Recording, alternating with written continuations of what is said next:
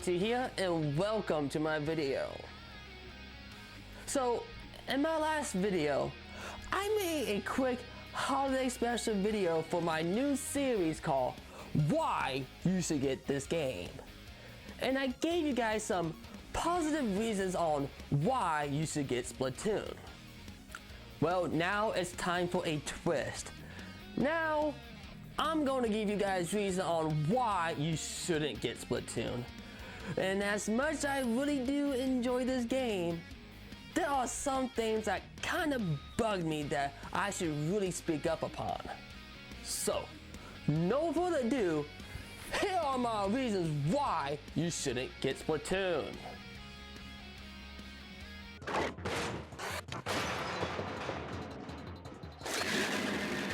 Reason number 1. If you're a type of person who's really not into online multiplayer, or doesn't have good internet signal, or you're all about single player mode, well, I hate to say this, but this game is not for you. As much as I enjoy multiplayer mode, I really did not care for campaign, or in this case, I think they're calling this mode hero mode or something like that, but I really found it really boring and a big waste of time. Now, there is a story in this game, but there's really not much to say since they don't really add anything interesting new to the plot when you progress further. But I'll give you a quick inside scoop what this game is about. The great zapfish that powers Inkopolis has been squidnapped by the Octolings because they want to get revenge for the great turf war that happened 100 years ago. And it's your job, Agent 3, to team up with Captain Cuttlefish and eventually with Agent 1 and Agent 2, who do absolutely nothing except sit back and give you advice and make random comments on things. Another thing I don't like is that each stage you have to go out and find the entrance to each of the levels, which sometimes can be time consuming.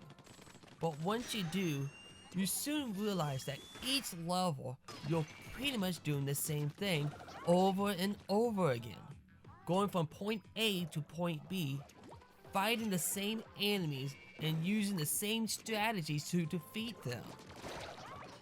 Really, the only thing this campaign mode really has to offer is the final boss fight, DJ Octavios. This boss will really truly test your gaming skills, and I won't be surprised if it took some players a while to defeat this boss. So good luck.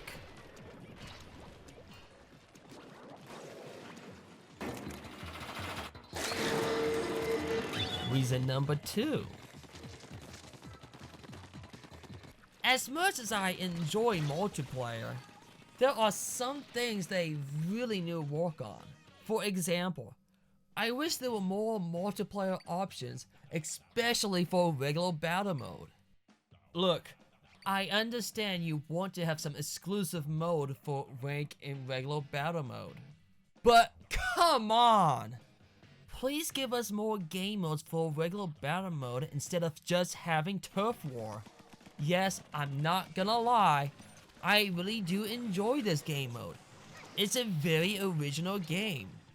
But here's a game mode I'm actually surprised they don't have, and that is Capture the Flag.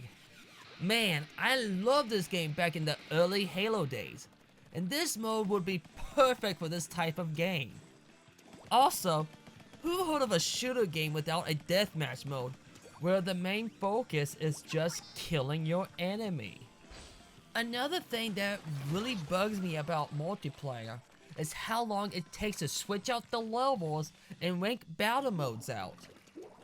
I think there should be no reason why I have to wait an hour or so for the Squid Sisters news to come on and tell me what levels are now playable and what ranking modes I can play now.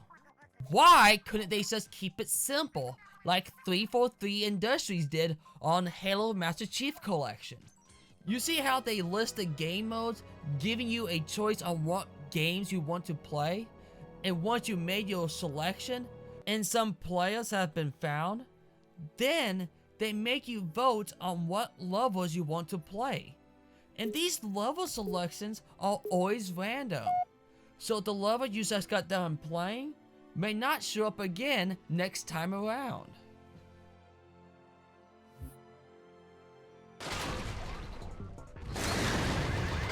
Reason number 3. If I could just nitpick a little, it's the weapons and gear.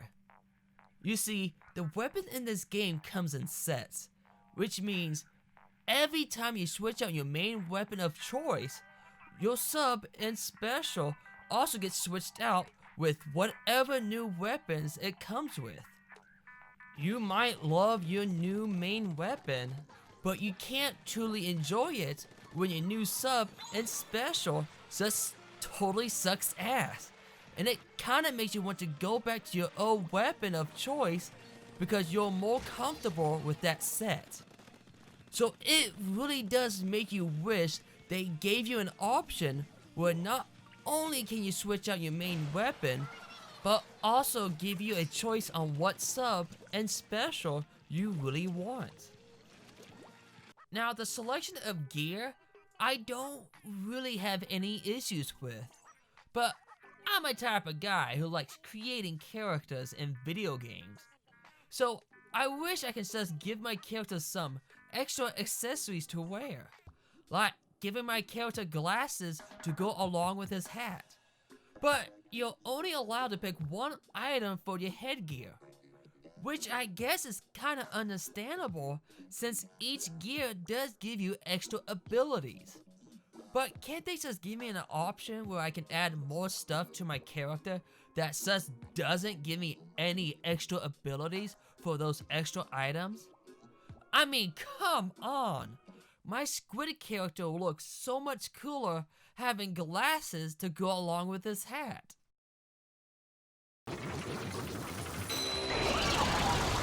Reason number 4.